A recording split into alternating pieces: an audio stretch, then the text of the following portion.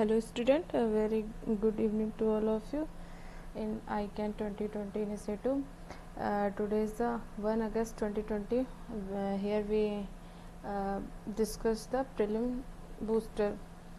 So there are today's only 4 topics which are very important in my point of view in the prelim prelim exam. First topic is AIM ICREST. AIM means the Atal Innovation Mission, which are all you familiar with this term. But it's the ICREST, what is the meaning of ICREST? ICREST is the Incubator Capability Enhancement Program for a Robust Ecosystem. What is the motive of this? The Atal Innovation Mission and bill and Melinda Gates foundation ने मिलकर के इसको launch किया है। और अटल innovation mission के बारे में यूपीएससी 2019 में क्वेश्चंस भी पूछा गया है। तो ICREST में इंक्यूबेटर है, तो what is the meaning of incubators? Incubators क्या होते हैं? जैसे कि मुर्गी अंडा देती है, बट अंडा देने से पहले क्या होता है, उसको हीट, उसको सर्टेन कंडीशन पे चाहिए होता है। तो ये पूरा प्रोसेस है इंक्यूबेटर का। न्यू स्टार्टअप को बूस्ट होने के लिए पहले उसको पैसों की ज़रूरत पड़ती है, प्लेस की ज़रूरत पड़ती है, and lots of fund. So incubator means is the process which are need to set up started in the in very new company.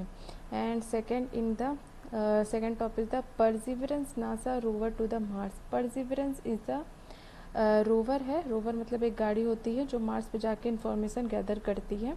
तो परसिवरेंस नासा का मिशन है, which are not important, but perseverance is the word which are kept in the rover name, which are most significant asked in the examination. और United Launch Alliance का नाम है Atlas 5। And second important topic is the Subhash Chandra Bose disaster management award. Is the mistake है, इसको ठीक कर लेंगे। Awards तो ये एडमिनिस्ट्रेट हुआ है नेशनल डिज़ास्टर मैनेजमेंट अथॉरिटीज़ में। क्वेश्चन पूछा जा सकता है कि डिज़ास्टर मैनेजमेंट अवार्ड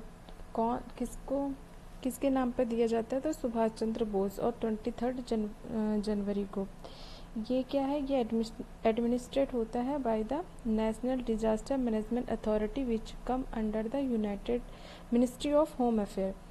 और मिनिस्ट्री ऑफ होम अफेयर के अंतर्गत इसको कब लाया गया था? डिजास्टर एक्ट 2005 में। Okay, then next topic we are discuss the AGONEO। What is the meaning of AGONEO?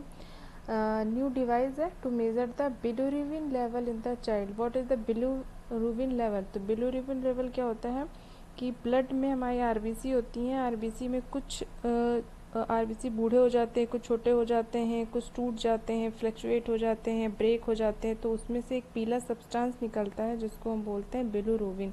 तो AGONEO एक डिवाइस है जो मेज़र करेगा बिलिरुबिन लेवल को चिल्ड्रन में, और ये डिपार्टमेंट ऑफ साइंस टेक का इनिशिएटिव है।